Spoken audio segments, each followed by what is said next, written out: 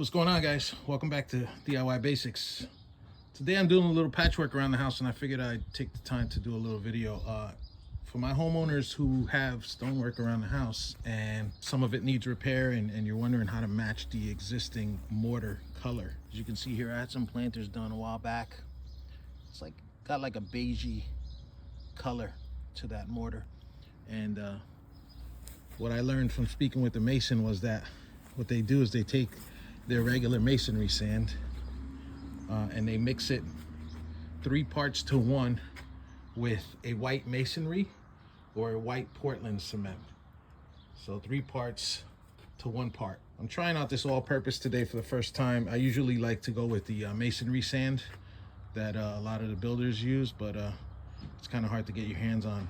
This all-purpose sand by Quikrete is supposed to be a good replacement if you can't get your hands on any masonry sand in small quantities. So I went ahead and I mixed 1 part to 3 part sand. I'm gonna go in the back and mix it up, and I'm gonna show you what that color looks like. All right, guys, here we are. I just finished mixing it.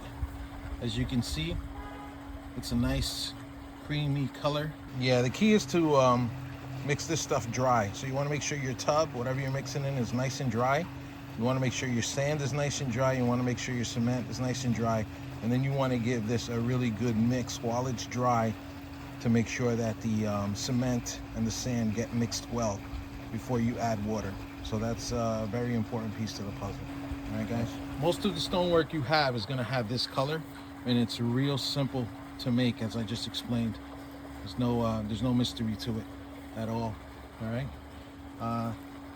Yeah, that's about it for this video. Let me know if you want me to do another video on some little tricks of the trade to cleaning this work up so it looks nice and professional versus a lot of the work that you see that's smeared and looks really nasty when the finish is done and they didn't clean it up properly.